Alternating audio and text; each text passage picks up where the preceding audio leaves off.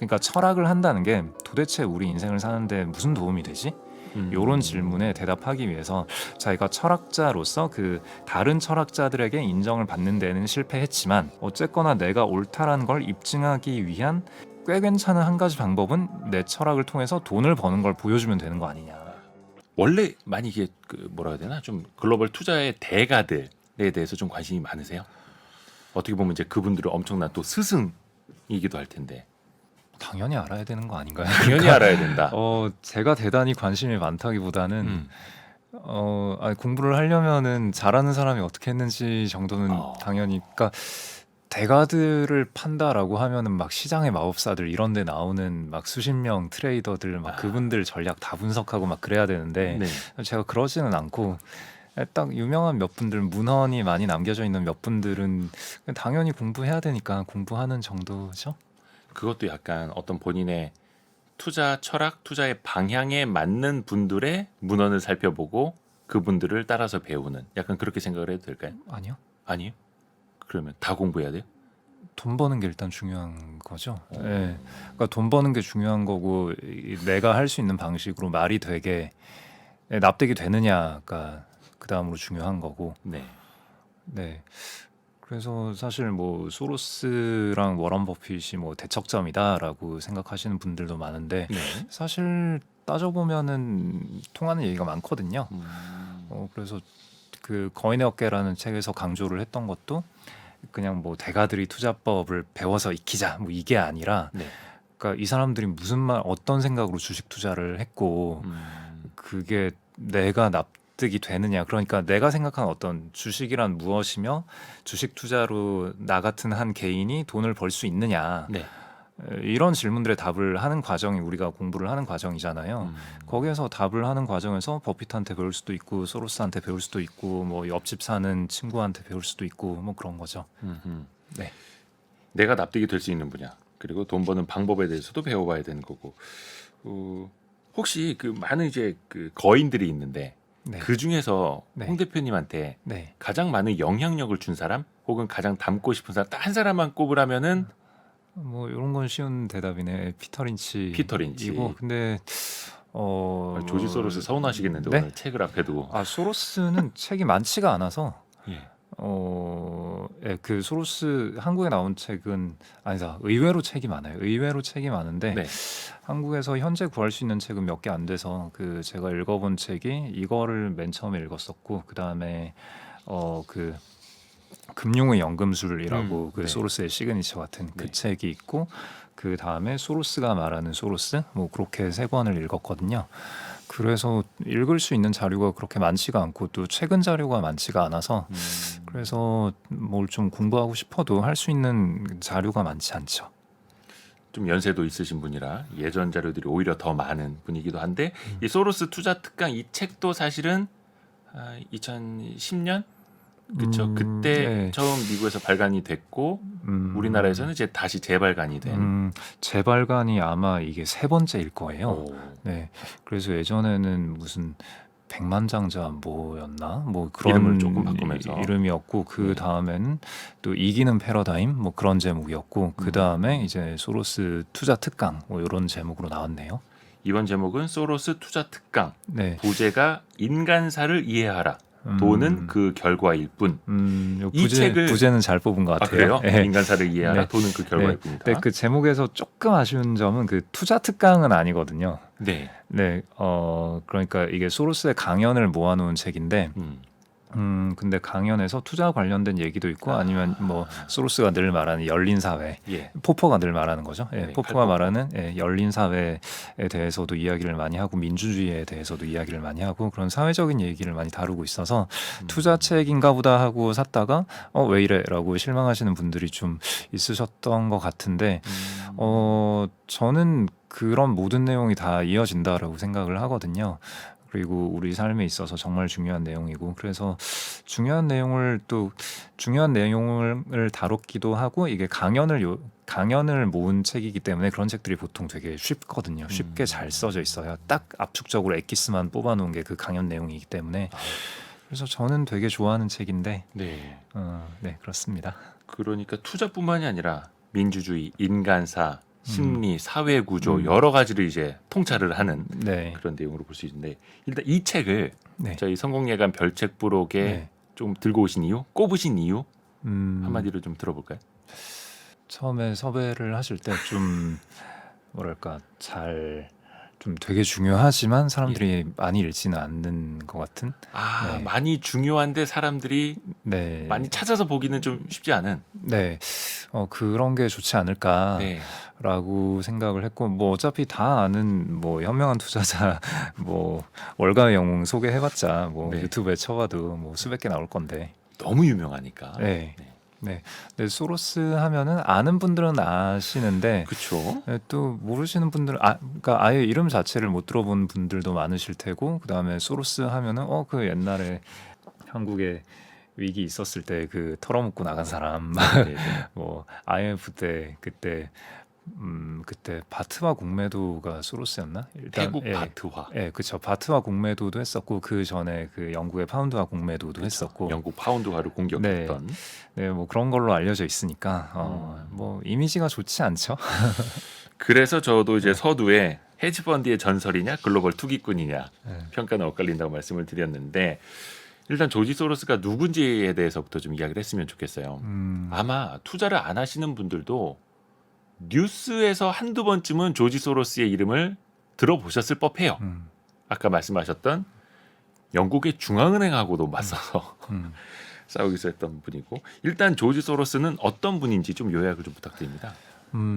요약은 어렵진 않을 것 같아요. 네. 퀀텀 펀드라는 그 본인의 펀드의 회장이고 지금은 은퇴를 하신 걸로 알고 있어요. 그래서 실제 운용에는 일상적으로 관여를 하진 않으시는 걸로 알고 있는데, 하여튼 헤지펀드를 크게 운용을 하신 분이고, 그다음에 이분이 은퇴하신 지는 꽤 오래됐고, 한 2000년대 초중반 정도부터는 자선 사업에 매진을 하고 계시고요. 그래서 그 이분이 운영하시는 뭐라고 해야 되죠? 재단?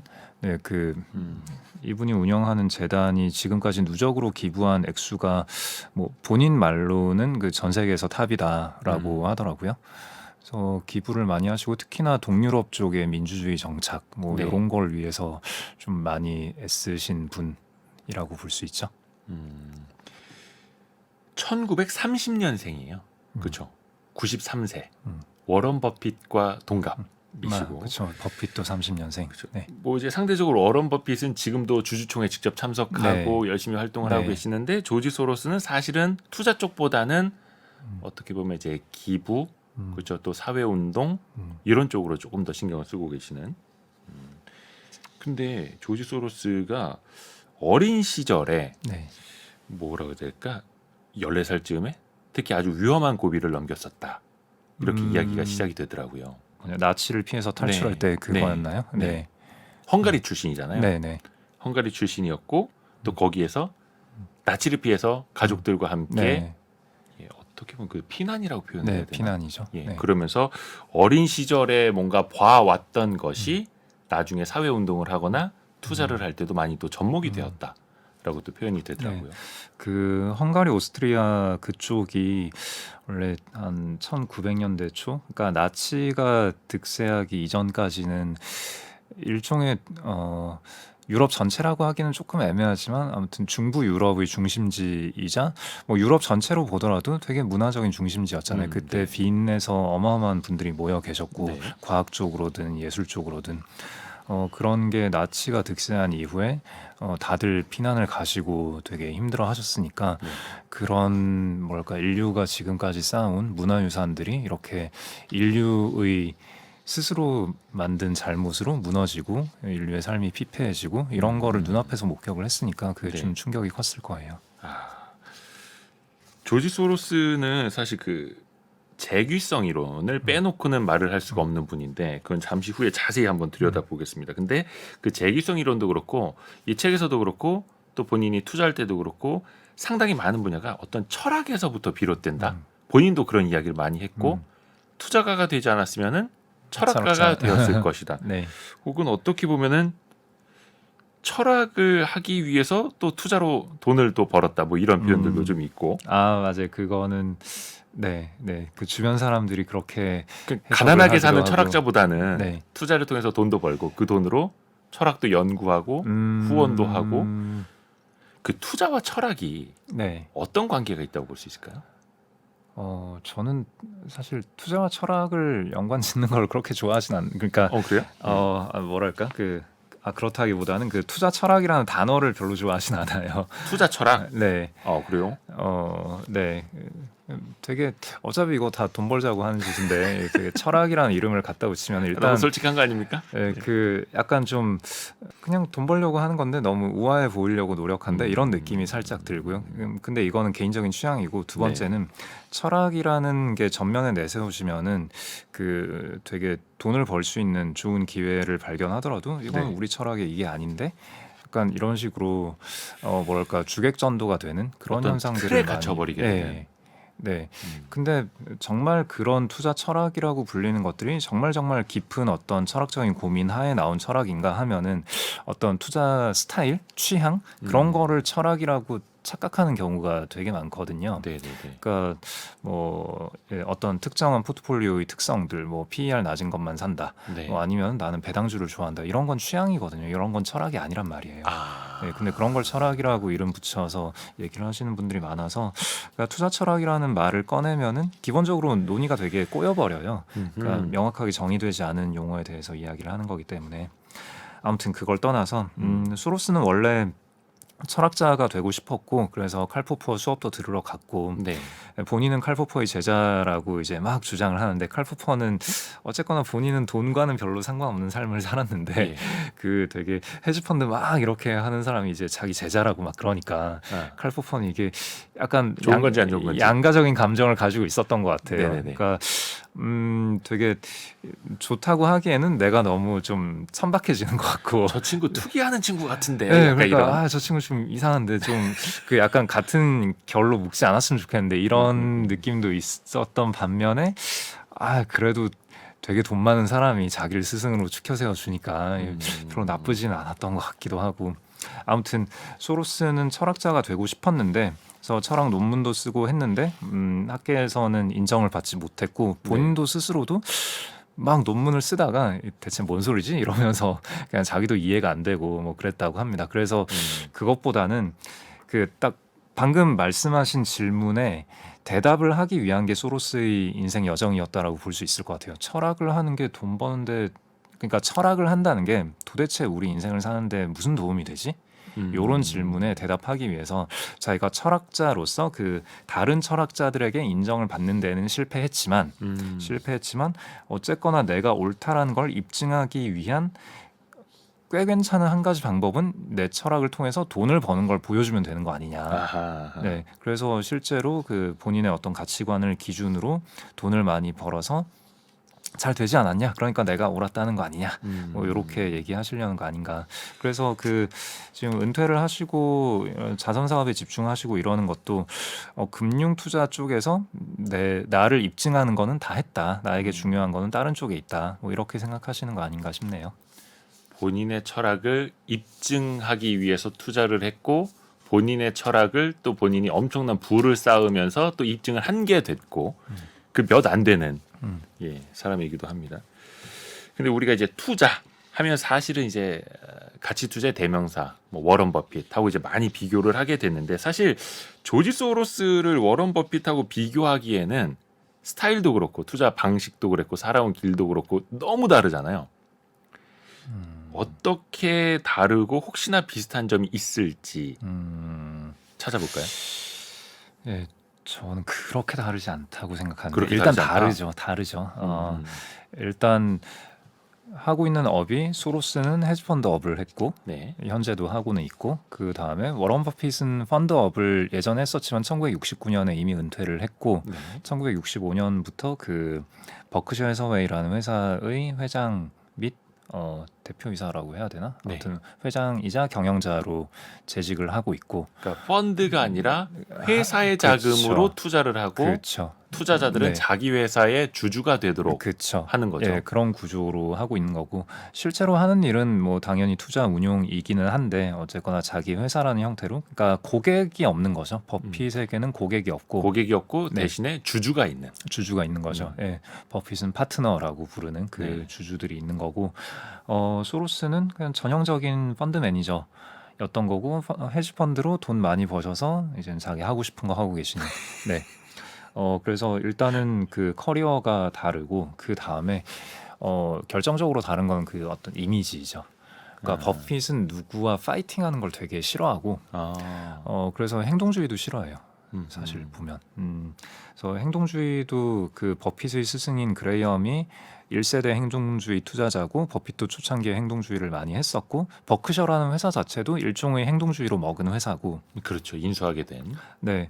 그러니까 원래는 그냥 적당히 팔고 나가려고 했는데 이 물린 거죠. 스탠턴이라는 물린 거죠. 워런 버핏도 솔직히 말하면 버크셔에서 왜 물려가지고 이렇게 된 겁니다. 그러니까 이게 단순히 물린 게 아니라 네. 그 경영진한테 팔려고 하다가 가격이 25센트인가가 안 맞아가지고 그래서 열받아가지고 본인이 생각하던 매도 가격보다 더 높은 가격에 막 질러서 더 사다가 물린 거죠. 근데 결과적으로는 엄청나게 잘 돼요. 네, 엄청나게 잘 됐죠. 네. 아무튼 그래서 그 버핏은 누군가와 파이팅하는 거를 되게 싫어하고 그 본인의 이미지 관리를 되게 뭐랄까 중요하게 생각하시는. 그러니까 이미지 관리라고 하면은 그 뉘앙스가 별로 안 좋기는 한데 누구나 뭐 다 신경 쓰죠. 네, 그 레퓨테이션이라는 게 정말 중요하다라고. 네, 평판이라는 게 정말 중요하고 평판을 유지하기 위해서 되게 많은 노력을 하시는 분이거든요. 네. 근데 소로스는 뭐 평판은 평판이고 일단은 돈 벌 수 있는 기회가 있으면 돈을 벌어야 되지 않겠냐. 네, 그런 쪽이죠. 여기서 혹시나 헤지 펀드를 네, 이제 잘 모르시는 분들을 위해서 좀 헤지 펀드에 대해서 짧게라도 좀 쉽게 네. 설명을 해주시면 좋을 것 같아요. 헤지펀드에 대비되는 게 뭐 공모펀드가 그러니까 그 비클의 속성으로 따지자면은 뭐 공모펀드는 모두가 가입할 수 있는 뭐 10만 원이 됐든 네, 뭐 그렇죠. 적립식이 됐든 네. 누구나 가입할 수 있는 그런 공모펀드. 거고. 네.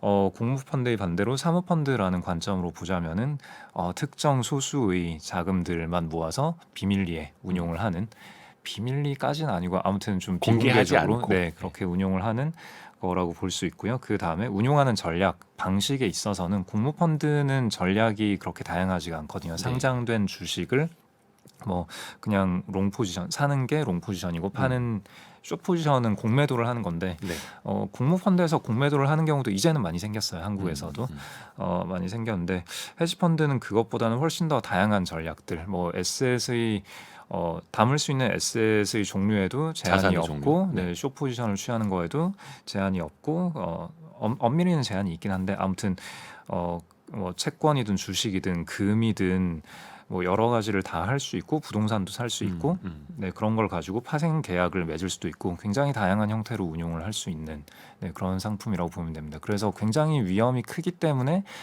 스스로 위험 관리가 가능한 그 고액 자산가들, 전문가들을 대상으로만 돈을 받아야 되는 거고요. 어떻게 보면 이제 전천후로 투자할 수 있는 게 헤지 네. 펀드다. 그리고 그거를 가장 잘했던 사람이 조지 소로스다. 이렇게 보면 되겠네요. 오늘의 책, 복잡한 세상을 읽는 단순한 규칙의 발견. 조지 소로스의 소로스 투자 특강. 이것이 궁금하다. 키워드로 풀어볼게요. 첫 번째 키워드, 재귀성. 와, 이거 무슨 네. 동화에서 듣던 그 나레이션이네요. 아, 그래요? 저희는 컨셉이 AI인데. 근데 동화라고 이거 들으시면은 네, 그 애기랑 같이 드라이브 하다 보면은 동화 틀어주고 이럴 때 있잖아요. 아, 네네네. 네. 따뜻한 성우분의 목소리. 네. 좋습니다.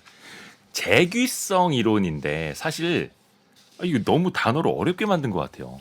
네. 재귀성이라는 말 이거 들어보면 이게 뭔 말인지 와닿지가 않거든요. 근데 조지 소로스를 설명하려면 네. 재귀성 이론이 빠질 수가 없습니다. 네. 이거 좀 쉽게 설명 부탁드립니다. 일단 단어 선정부터 약간 논란의 여지가 있다고 생각하는데, 네. 그러니까 재귀라는 거는 코딩할 때 그 리커시브 알고리즘이라는 게 있어요. 예. 그러니까 얘가 얘를 하고 그 다음에 얘가 얘를 또 참조하고 그 되게 하나의 함수로 딱 떨어지는 게 아니라 서로를 참조하면서 왔다 갔다 하면서 이제 최적의 어떤 솔루션을 찾아내는 뭐 그런 게 있어요.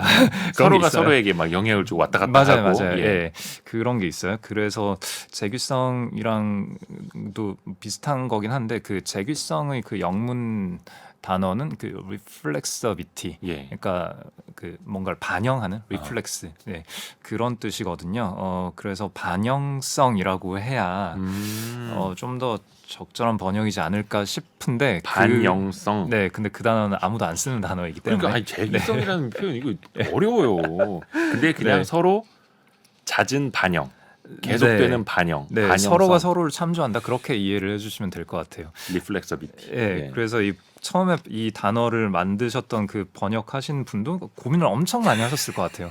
반영성이라고 해봤자 어차피 못 알아듣긴 마찬가지거든요. 네. 그래서 가장 유사한 단어를 그나마 찾아내신 게 재기성 아닐까 싶은데, 네, 그 번역자분의 노고에 일단 찬탄을 하고 여기에서 많은 청취자분들이 이제 그럼 도대체 재규성이 뭔데? 네, 그래 뭔데? 예, 해 보면은 궁금해하죠.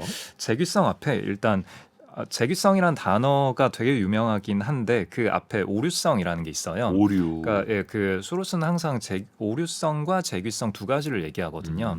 그래서 오류성이라는 개념을 먼저 알아야 되는데, 근데 사실 알고 나면은 되게 별거 아닌 거예요. 되게 별거 아니에요. 오류성이라는 거는 우리 인간이 의사결정을 할 때 모든 정보를 다 취득을 하고 합리적으로 이게 어느 정도의 가치를 나에게 주는 걸까 계산을 해가지고 본인에게 최적의 대안을 선택을 한다.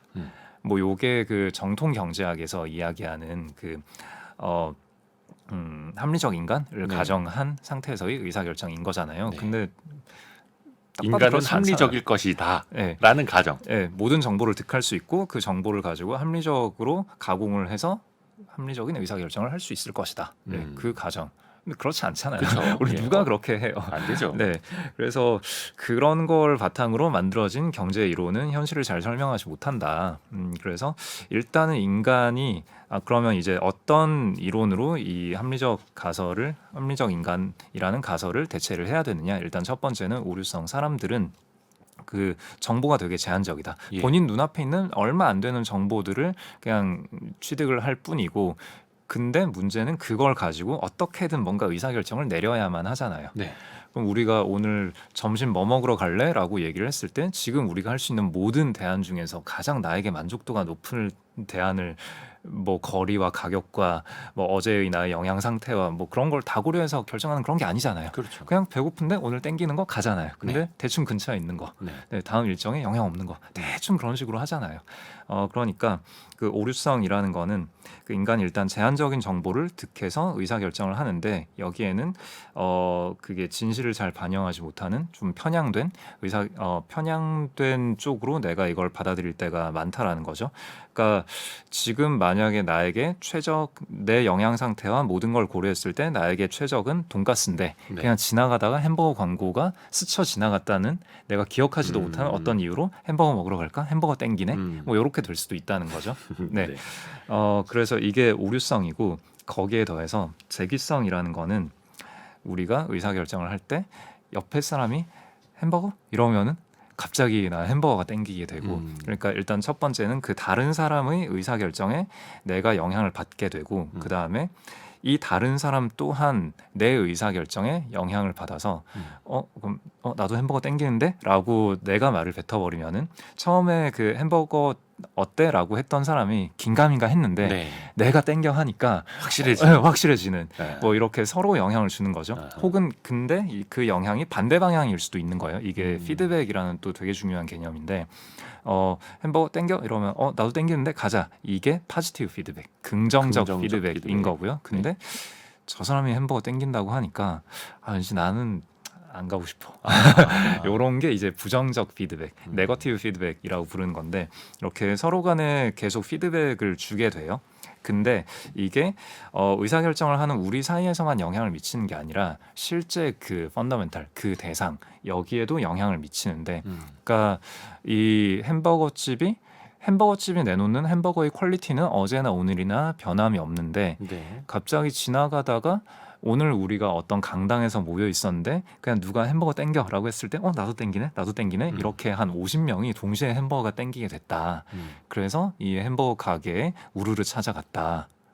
그런데 그게 그 하루로 끝난 게 아니라, 만약에 좀 약간 극단적인 시나리오를 써보자면은 네. 그렇게 우르르 달려가서 줄 서 있는 모습이 어떤 방송에 찍히게 되고 아하. 맛집으로 소문나게 되고 아하. 사람들이 계속 몰려오고, 네. 그러면은 이 햄버거 가게가 돈을 되게 많이 벌어서 그래서 실제로 그 햄버거 맛에 더 투자를 해가지고 더 좋은 햄버거를 만들어내게 되고 그러면은 이게 어떤 되게 우연이라고 부를 수도 있는 그 고객들 간의 서로 간의 오류성과 재기성으로 인한 의사결정이 서로가 서로에게 영향을 미치더니 결국은 이 햄버거 집이 그렇게 맛있는 집이 아니었는데 나중에 결국은 맛집이 진짜 맛집이 돼버리더라. 이렇게 실제 펀더멘탈에도 영향을 미치게 되는 이런 게 이제 투자자들 간에 그리고 투자자와 그 실제 대상 간에 서로가 서로를 계속 반영하게 된다. 이게 금융시장에서 실제로 일어나는 일이다. 이게 재기성입니다. 오류가 있을 수밖에 없고 또 서로가 영향을 주고받고 또 그게 어떤 결과를 만들어 버리기도 하고 이미 있는 결과를 또 바꿔버리기도 하고 그렇죠. 그 어떻게 보면 복잡한 개념인데 따지고 보면 참 쉬운 그렇죠. 예, 그게 말만 어려운 재기성 이론. 맞아요. 이라는 말만 어려운 거예요. 근데 이제 이거를 투자에 어떻게 또 반영을 할 것이냐를 생각을 네. 해보면 뭐 책에도 나옵니다만 조지 소로스는 그래서 오류와 불확실성에 투자를 해야 하는 거다. 시장에 어떤 오류가 생겨났을 때가 기회다. 이렇게 이야기하지 않습니까? 네. 이거를 근데 또 많은 청취자분들이 또 구독자분들이 이해를 좀 하실 수 있을까? 아니 어떻게 예를 들어서 뭔가 확실하게 생각이 될 때 그때 배팅해야지 불확실한데 오류가 있는데 뭐 어떻게 그때 배팅을 하라는 거야? 이렇게 또 반문하실 수 있거든요. 네. 네, 일단 크게 두 가지로 말씀드릴 수 있겠는데 일단은 그 우리가 뭐 여러 경제 방송 등에서 혹은 투자자들이 늘 하는 얘기는 이게 어떻게 흘러갈 것이냐, 경기 침체가 오냐 안 오냐, 연준이 금리를 내리냐 올리냐, 그다음에 중국은 리오프닝 하는데 뭐 중국인들은 돈을 쓰냐 안 쓰냐 항상 이 얘기를 하고 있잖아요. 네. 그리고 이거는 펀더멘탈에 대한 얘기인 거죠. 네. 근데 실제 가격이 흘러가는 거는 사람들이 어떤 기대를 하고 있고 그 기대가 어떻게 꺾이느냐, 기대 이상의 뭔가가 나오든가 혹은 기대를 꺾는 무언가가 나오던가 실제 가격의 움직임은 거기에 따라서 되게 크게 움직이거든요. 그래서 만약에 모두가 합리적으로 잘 정보를 잘 득해서 잘 판단을 하고 있다라고 하면은, 그러니까 예를 들어서 올해 GDP 성장률이 되게 좋을 거고 경기가 되게 좋을 거다. 모두가 그렇게 합리적으로 잘 판단을 해서 모두가 주식을 되게 많이 샀다. 그러면 주가가 이미 높은 상태일 거고, 네. 그래서 실제로 경기가 좋았을 때 그 경기가 좋은 것만으로는 주가가 올라가지 않는 거죠. 네. 실제 주가가 움직이는 거는 세상 망한다라고 외칠 때 아닌 것 같은데 했을 때 그게 아니게 되면은 돈을 많이 벌게 되는 거고, 네. 모두가 이제 자 이제는 위기라는 건 끝났고 자 이제는 모든 불확실성이 끝나고 장밋빛 미래가 펼쳐진다라고 기대를 하고 있다가 조금이라도 안 좋은 일이 있었을 때 주가는 급락을 하게 되는 거죠. 그래서 일단 기본적으로 그 내가 얼마나 뭐 확신을 가지고 있냐 아니냐 일단 논외로 하고, 그러니까 여기서 말하는 오류와 불확실성에 투자하라라는 뜻은 물론 이 말은 그 이 책 출판사에서 뽑아낸 문구이긴 해요. 딱 저 워딩은 없어요. 그래요? 네. 근데 저게 그 핵심을 잘 담고 있는 거긴 해요. 그러니까 시장 참여자들이 얼마나 편향된 기대를 가지고 있는지, 그러니까 시장의 온도를 체크하는 게 내가 돈을 벌기 위한 한 두 번째 걸음. 그러니까 첫 걸음은 당연히 나도 펀더멘탈을 체크를 해야 되는데, 네. 근데 근데 그 펀더멘탈, 내가 판단한 펀더멘탈 대비해서 다른 사람들은 얼마나 잘못된 기대를 하고 있는가, 이걸 체크하는 게 두 번째가 되는 거죠. 그러니까 보통은 이 첫 단계에서 끝나버리는 거죠. 네. 근데 이 두 번째 단계가 중요한 거고, 세 번째 단계는 뭐냐면은 내가 반드시 올바를 필요는 없어요. 네. 내가 반드시 남들보다 대단히 똑똑하고 다 이겨먹고 이럴 필요는 없고, 다른 사람이 되게 그릇된 편향을 가지고 있는 걸로 드러났을 때, 네. 그러니까 시장 경기 침체 온다, 금융위기 온다, 망한다라고 했을 때, 과연 나는 아니라고 생각을 했을 때, 근데 내가 옳고 모두가 틀렸을 필요는 없거든요. 네. 여기서 중요한 거는 저 사람들이 틀렸을 때, 그러니까 금융위기가 실제로 오지 않았을 때 가격이 어떻게 될 것인가, 오지 않았을 때 되게 크게 반등을 할 수 있고, 근데 실제로 금융위기가 왔을 때 하락할 수 있는 폭은 생각보다 크지 않고, 그냥 쉽게 말해서 이 사람들이 틀렸을 때, 남들이 틀렸을 때 주가가 한 50% 오를 수 있고, 남들이 옳았을 남들이 네. 옳았을 때 주가가 한 10% 정도 빠질 수 있고 그러면 이건 해볼 만한 게임인 거잖아요. 내가 맞을 확률이 반반이라 치면은. 근데 내가 남들만큼 성실히 공부하고 평균 수준의 지성과 뭐 통찰력을 가지고 있다면은 대충 반반이라고 봐도 될 거잖아요. 네, 그러면 거기서 중요한 건 손익비가 되는 거죠. 그래서 그 소로스의 제자라고 하긴 그렇고 소로스와 같이 일을 했던 그 스탠리 드러켄밀러라는 사람이 있는데 네. 그 사람이 그 사람이 얘기한 게 소로스로부터 배운 핵심적인 한 가지는 내가 맞냐 틀리냐보다 내가 맞았을 때 얼마를 벌고 틀렸을 때 얼마를 잃느냐 그걸 기준으로 의사결정을 해야 한다는 걸 배웠다라고 발언을 했거든요. 그게 가장 중요하다라고 생각해요. 그러니까 남들이 틀렸을 때, 그러니까 금융위기 온다라고 했을 때 오지 않았을 때, 그때 많이 오를 수 있고 아니면 실제로 왔을 때 좀 적게 떨어질 수 있고 여기에 대한 판단까지 할 수 있다면은 베팅을 하는 거죠. 그러니까 그게 의사결정이 세 번째 스텝이 되어야 하는 건데 근데 보통의 경제 방송에서는 이 첫 번째 얘기만 하고 있고 이제 두 번째와 세 번째에 대해서는 얘기를 안 하죠. 항상 우리는 확실한 걸 찾으려고 하죠. 하지만 그 투자자들 사이에 속된 말로는 확실한 걸 찾으면 먹을 게 없다. 그렇죠. 남들이 다 이미 인정하고 있다라는 그렇죠. 거니까. 그래서 진짜 이 네. 말 하나, 그 재규성 이론이랑 함께 맞았을 때 얼마나 많이 벌고 틀렸을 때 얼마나 적게 잃느냐가 핵심이다. 그래서 그런 그 손익비, 스탠리 드러켄밀러가 말한 그 손익비를 기준으로 의사결정을 한다라는 게 사실 버핏과 찰리 먼거도 그걸 기준으로 의사결정을 하거든요. 예, 그들 사이에 스타일은 되게 다르기는 한데 의사결정의 가장 중요한 그 항목, 손익비, 확률적인 사고를 한다라는 거는 그 둘이 공유를 하고 있다라는 거죠. 확률적 사고. 예전에 저희 와이스트릿에서 확률적 사고의 힘이라는 책도 홍진채 대표님과 같이 이야기를 했는데 저도 그 되게 감명 깊게 그 이야기를 받았습니다. 손익비. 맞습니다. 적게 잃고 많이 벌어야 되는데 그때를 이제 확률적으로 계산하고 접근해야 된다라는 이야기죠. 다음 키워드로 넘어갈까요? 이어서 두 번째 키워드입니다. 피드백. 이야기를 좀 해봐야 될 텐데 사실 이 피드백이라는 거는 아까 그 재규성 이론을 이야기할 때 거기에서 서로 간에 상호 간에 영향을 주고받는 어떻게 보면 이제 고리 역할을 하는 개념이라고 봐도 될까요? 네, 영향을 주고받는 그 현상, 네. 이라고 보면 되겠죠. 네, 어떤 특정 역할을 한다기보다는 그냥 옆 사람이 뭔가 할 때 내가 그 옆 사람이 하는 거에 영향을 받고 네. 옆 사람도 내가 뭔가 하는 거에 영향을 받고 그러니까 그 재규성이 표현되는 어떤 한 가지 방식이다라고 보시면 될 거예요.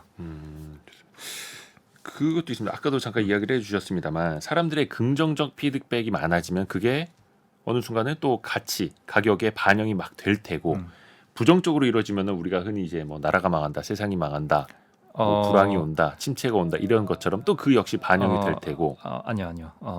그러니까 이게 용어가 긍정적, 부정적이라고 돼 있어가지고 네. 그래서 이제 이렇게 처음에 직관적으로는 그렇게 받아들일 수 느껴지잖아요. 있는데. 예.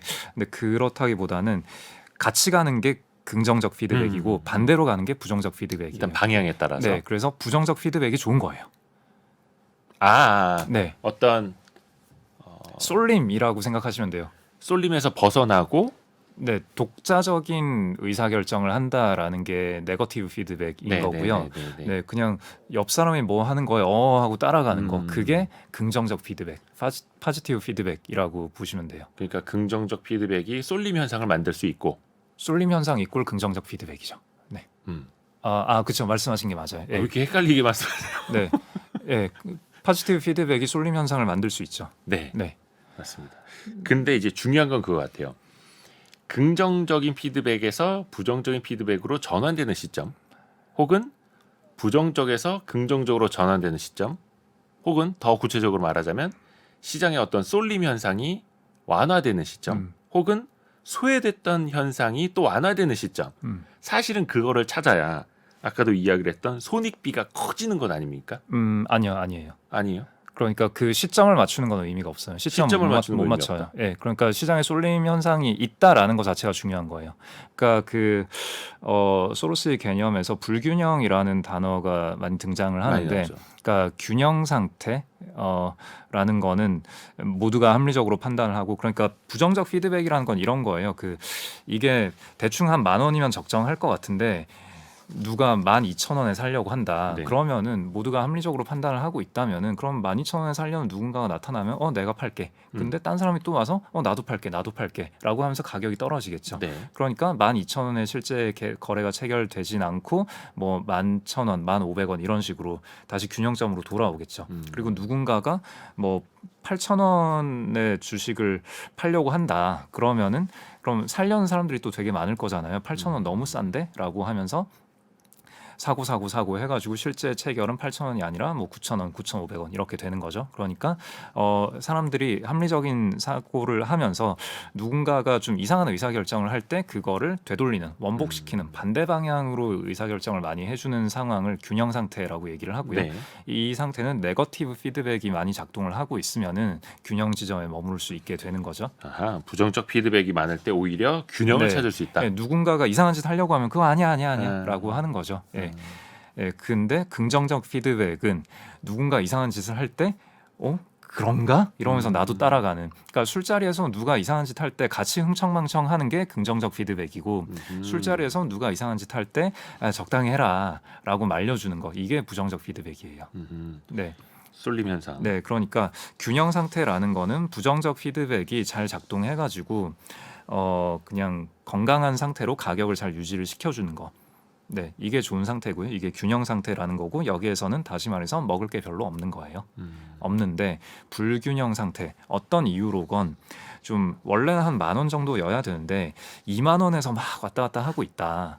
그럼 이거는 그 20,000원까지 가는 과정에서 서로 간에 되게 이상한 가설을 누군가 얘기를 했는데 거기에 동조를 하면서 이거 되는 것 같아 이러면서 계속, 원래 가격이 오르면은 사람들이 일단은 흥분하잖아요. 그렇죠. 사고 싶잖아요. 근데 가격이 오른 이유에 대해서 누군가가 그럴싸한 얘기를 해주게 되면은 그래서 올랐구나, 좋네 이러면서 또 계속 사서 올라가잖아요. 그럼 이런 상황이 됐다라는 것 자체가 시장에 포지티브 피드백이 많이 작동해 있다는 거고, 거기에서 내가 생각하기에는 아닌 것 같은데 사람들은 이걸 믿고 있다. 일단 이걸로 이 자체로 이제 두 번째 단계, 투자 의사결정에서의 두 번째 단계로 넘어간 거고, 세 번째 단계는 그래서 만약에 이게 아닌 걸 다른 사람들이 알게 됐을 때 얼마나 빠질 거냐, 혹은 내가 아니라 저 사람들이 오를 수도 있는데 저 사람들이 옳았다라는 게 드러났을 때 가격은 얼마나 더 오를 수 있을 거냐, 뭐 이런 게 의사결정의 기준이 되어야 하는 거죠. 근데 방금 말씀하신 그 타이밍에 네. 대해서는 알 수 없는 거예요. 사람들이 포지티브 피드백이 막 작동을 하고 있을 때 말씀하신 대로 언젠가 정신을 차려서 네. 언젠가 네거티브 피드백이 잘 작동해서 술에서 깨고 지금까지 우리 뭐 하고 있었던 거지? 라고 생각을 할 때 이제 다시 균형점을 찾아서 주가가 돌아간다라는 건데, 그 시점이 언제가 될지는 알 수가 없거든요. 네. 그러니까 알 수 없다는 게 불가능하다가 아니라 여러 가지 시나리오를 쓸 수는 있는 거예요. 근데 그 시나리오에 100% 확실성을 가지고 베팅을 할 수는 없는 거고, 그렇기 때문에 우리는 분산 투자를 해야 되는 거죠. 소로스가 했던 방법은 그 본인이 스스로 트리거를 만들어내는 거였어요. 본인이 스스로요? 네. 그러니까 뭐 그 영란은행 그 파운드와 공매도 했을 때를 생각을 해보면은 이게 동적 불균형 뭐 그런 얘기도 또 해야 되는데 일단 그거 부분은 넘어가고 뒷부분에 어차피 또 해야 되고. 네, 그때 ERM이라고 그 유럽 국가들 사이에서 어떤 환율을 이 정도 레인지에 가둬두자라는 네. 협약이 있었어요. 근데 그 협약을 지키기 위해서는 그 각 나라의 외환 보유고가 되게 많아야 되는데, 근데 소로스가 드러켄밀러가 그렇게 얘기를 했는데, 이거 지금 영란은행에 외환 보유고가 부족하기 때문에 이거 우리가 공매도 치면은 훅 빠질 것 같고 지금 균형에서 되게 멀어진 상태이기 때문에 누군가가 좀 이쪽 방향으로 당겨주면은 다른 사람들도 우르르 이렇게 따라올 거다. 그러니까 역방향으로 이제 아랫방향으로 이제 포지티브 피드백이 있을 거다라는 얘기인 거죠. 네. 그런 제안을 했을 때 그 드러켄밀러가 제안한 것보다 소로스가 그거의 10배를 포지션을 잡았어요. 그러니까 우리가 트리거를 만드는 거고, 트리거를 만들려면은 더 확실하게 만들어야 그 우리가 돈을 벌 가능성이 더 높아지는 거 아니냐. 그러니까 더 리스크를 이게 10배 더 큰 베팅을 했다는 게 더 리스크를 짊어지는 베팅을 한 게 아니라 더 리스크를 줄이는 베팅인 거죠. 더 확실성을 높이는. 다음 키워드로 세 번째 키워드 한번 볼게요. 세 번째 키워드. 균형과 불균형. 방금 이야기하셨던 균형과 불균형이 여기에서 나옵니다. 그렇죠? 조지 소로스가 이야기한 게 균형에 가까운 상황과 균형에서 동떨어진 상황을 구분하라 네. 라고 이야기를 했는데 이게 어떤 의미인지 조금 해석을 부탁드립니다. 균형 상태는 그 네거티브 피드백이 잘 작동해서 사람들이 다 합리적으로 사고하고 누군가가 이상한 짓을 하려고 할 때 잘 잡아주고, 그러니까 10,000원짜리가 10,000원 근처에 가격이 있는 상태, 이게 균형인 거고요. 10,000원짜리인데 20,000원에 가서 왔다 갔다 하고 있고, 이게 불균형인 거죠. 네. 조지 소로스가 사실은 헤지펀드로 엄청난 성공을 거둔 인물인데 근데 네. 그럼에도 조지 소로스도 실패한 적이 있었죠. 실패는 늘 하는 거죠. 그렇죠. 그리고 가장 최근이 리비안에 투자했다가 큰 손실을 본 적도 있고 조금 거슬러 올라가면은 2008년 글로벌 금융위기 때도 네. 그때도 그랬고 그때는 뭐 많은 사람들이 잃었을 테니까 잠시 후에 그 영란은행 파운드화를 공격했던 이야기는 조금 더 깊이 있게 따로 좀 해봐야 될 텐데 일본 엔화에 투자했다가 실패했던 사례도 있고 요런 그 투자 판단들은 어떤 일에서 좀 이어졌다라고 볼 수 있을까요? 조지 소로스의 실패 사례들. 모르겠어요. 별 관심이 없네요. 그러니까 아까도 말씀드렸지만 기본적으로 개별 건에서 네. 벌었냐 틀렸냐는 별로 중요하지 않거든요. 버핏도 실패 사례가 엄청 많고 소로스도 엄청 많고 네. 당연히 저도 엄청 많고 뭔가 생각이 있었겠죠. 리비아니아 당연히 전기차가 잘 될 거라고 생각을 했을 거고 그 전기차 회사 맞죠? 네. 네. 그래서 아마존이 가지고 있으니까 아마존에서 그 걔네가 하는 캡티브 수량만 하더라도 이게 잘 될 수 있을 거고 어쩌고저쩌고 뭐 그런 아이디어가 있었겠죠. 그럼 그게 실패한 걸 거고. 네. 엔화도 엔화에 베팅을 한 거는 뭐 일본이 경제가 부흥을 하거나 아니면은 뭐 안전자산 선호 현상이 강해지거나 뭐 여러 가지 이유가 있었을 거고. 네. 그러니까 실패는 워낙에 많이 했기 때문에 네. 개별 실패 건에 대해서 그다지 네. 그 투자 판단에 따른 네. 그 어떻게 보면은 본인의 성향 네. 이것도 조지 소로스는 이제 확실하더라고요. 특히 책에도 표현이 나오는데 거품을 발견했을 때 거기에 이제 올라타는 그런 투자를 한 걸로도 유명하잖아요. 조지 소로스는. 그러니까 그게 아까 말씀드린 그 균형 불균형에 대한 얘기고요. 네. 거품에 올라탔다? 거품을 스스로 무너뜨리는 거 아니에요? 아니요. 그 여기 보면은 본인이 그 정부의 규제가 네. 필요하다라고 이야기를 네. 하면서 본인이 그 거품이 발견될 때 네. 그 표현이 정확한 표현이 지금 생각이 안 나는데 그러니까 그게 있어요. 그 제가 이 책에서 가장 좋아하는 표현이 본인이 좋아하는 방식은 불꽃이 일고 있을 때 거기에 기름을 붓는 거라고. 네. 제가 그거를 네. 거품이라고 표현해서 그렇군요. 네. 불꽃이 일어날 때 네. 그게 이제 거품이라고 판단되는 네. 순간 그 불꽃에 네. 기름을 붓는다라는 네.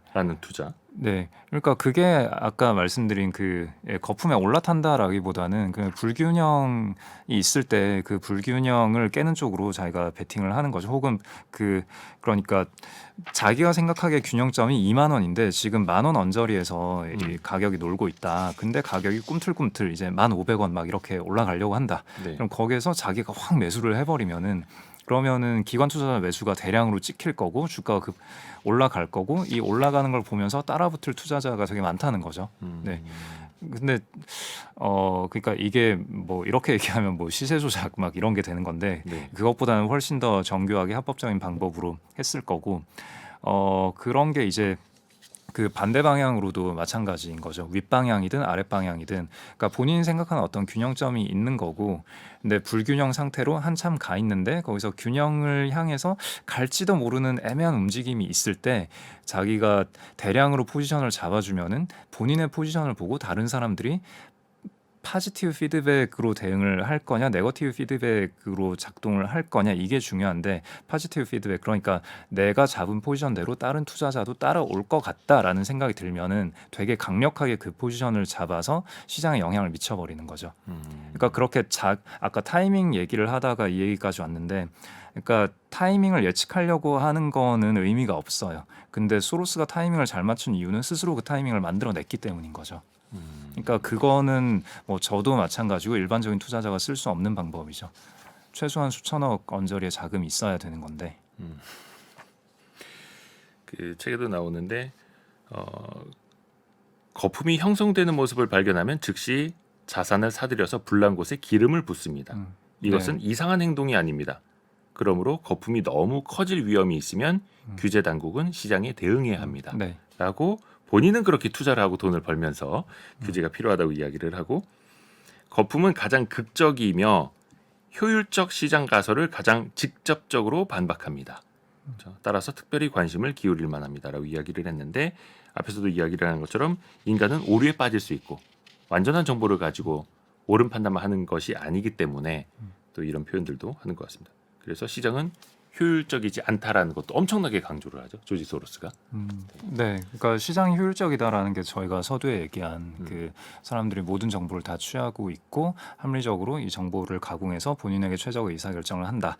이런 가정에서 그 시장을 분석을 하는 게 합리적 시장 가설인데 기본적으로 피드백 구조가 전혀 전제되지 않은 거죠. 그리고 시장에서는 파지티브 피드백이 존재할 수 있고 그래서 그 소로스가 투자를 통해서 돈을 번 거는 그 본인이 바라본 이 세상이 굴러가는 구조가 옳았다. 내가 본 게 맞다라고 입증을 하기 위한 도구였던 거고 본인은 네. 그 입증을 다 했기 때문에 그렇기 때문에 어쨌거나 시장의 거품이 일었다가 거품이 붕괴되고 이게 계속 반복되는 거는 모든 사람들의 삶을 피폐하게 만들잖아요. 네. 그게 좋지 않기 때문에 규제를 강력하게 해야 되는 거고 네, 그러니까 너네가 규제를 안 하니까 나 같은 사람이 이렇게 돈을 벌고 있는 거 아니냐 규제 좀 해라 이 얘기인 거죠. 어떻게 보면 좋게 말하면 증명을 한 거고 네. 네. 나쁘게 말하면 이제 자기가 해왔던 거랑은 또 이제 반대되는 주장들을 하고 있는 거고. 예, 사회를 위해서는 그렇게 해야 된다. 그러니까 나 같은 사람들이 이런 식으로 돈을 못 벌게 해라라는 거죠. 네. 합법이니까 이렇게 하는 거고. 네. 여기서 마지막 키워드로 넘어갈까요? 마지막 키워드 중앙은행. 요것도 사실은 제일 중요한 건데 조지 소로스 어떤 개인의 역사도 그렇고 전 세계 헤지펀드와 또 중앙은행의 역사에서도 빠질 수가 없는 게 바로 조지 소로스가 영국의 중앙은행 즉 파운드화를 공격했던 그 사례 아니겠습니까? 그러니까 그래서 그 규제에서 가장 중요한 역할을 하는 게 중앙은행인데요. 중앙은행의 역할은 시장에 네거티브 피드백을 강제로 제공하는 겁니다. 강제로. 네. 그 아까 우리가 뭐 오류성, 재귀성, 피드백, 불균형 이런 얘기를 계속 해왔잖아요. 시장에서 시장 플레이어들끼리 알아서 뭔가 하게 냅두면은 서로 간에 네거티브 피드백이 잘 작동해주면 좋은데 파지티브 피드백이 작동할 때가 많고 그러면 쏠림이 생기고 거품과 거품 붕괴가 주기적으로 반복이 되죠.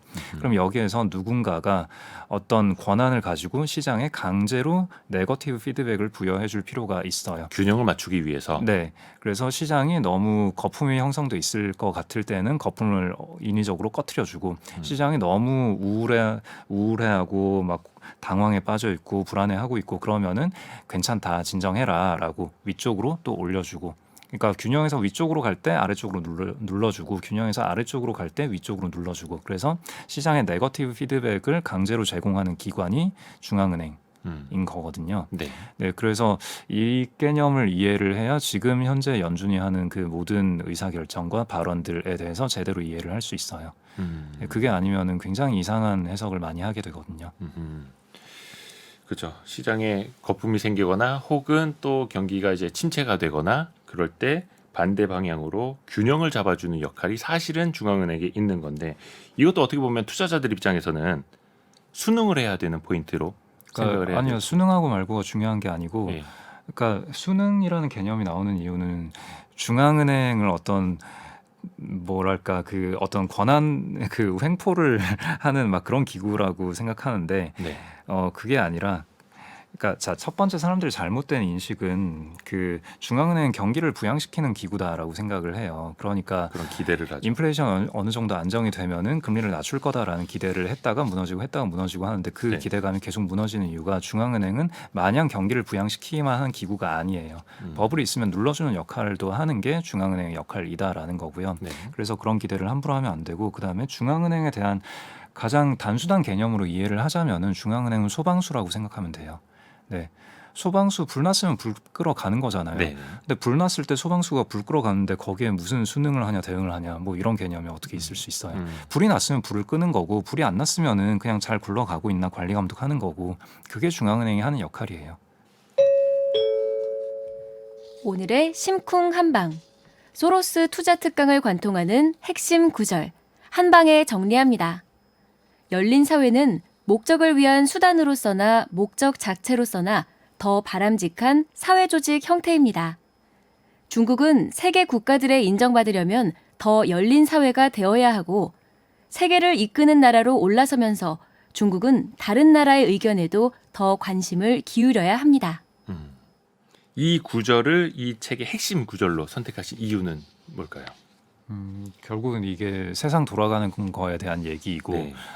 앞서 저희가 이야기 나누기도 했지만 소로스가 투자를 통해서 돈을 버는 거는 그냥 본인이 바라본 세계관이 옳았다라는 걸 스스로 입증하기 위한 과정이었을 뿐이지 돈 그 자체가 목적이 아니었던 거고 그러면 현 시점에서 본인에게 중요하기도 하고 우리에게도 중요한 거는 이 세상이 어떤 식으로 흘러가야 하는가라는 거고요. 뭐 열린 사회 개념에 대해서는 이야기하기에 시간이 부족하니까 다룰 수는 없겠는데, 하여튼 서로 간에 건전한 비판을 하고 그러니까 서로 간에 네거티브 피드백을 제공할 수 있는 그런 사회, 그런 사회가 좋은 사회이고 열린 사회이고 그게 안 되는 사회, 닫힌 사회, 누군가가 어떤 사상을 찍어 내려주고 모두가 거기에 따라야만 하는 그러면 그 사상이 아무리 옳다라 하더라도 그렇게 누군가가 찍어 내려주고 강요하는 그 구조 자체는 결국은 그 사회를 파멸로 이끈다. 네, 그런 얘기라고 보시면 되겠습니다. 그래서 최근에 조지 소로스가 이제 중국에 대해서도 엄청나게 또 비판을 또 많이 하고 있죠. 다양성이 존중되어야 한다. 마지막으로 소로스 투자 특강 이 책은 좀 어떤 분들이 보시면 특히 도움이 될 것 같다. 좀 조언 부탁드립니다. 인간? 인간? 인간이라면 누구나? 네. 뭔가 좀 시사하는 바가 굉장히 크네요. 그러니까 이제 투자하는 사람들뿐만이 아니라 그렇죠. 어떤 사회적 그리고 인간의 어떤 심리, 문화, 뭐 투자에 대한 이야기도 다 담겨져 있고 생각해 볼 것이 많은 조지 소로스 투자 특강이었습니다.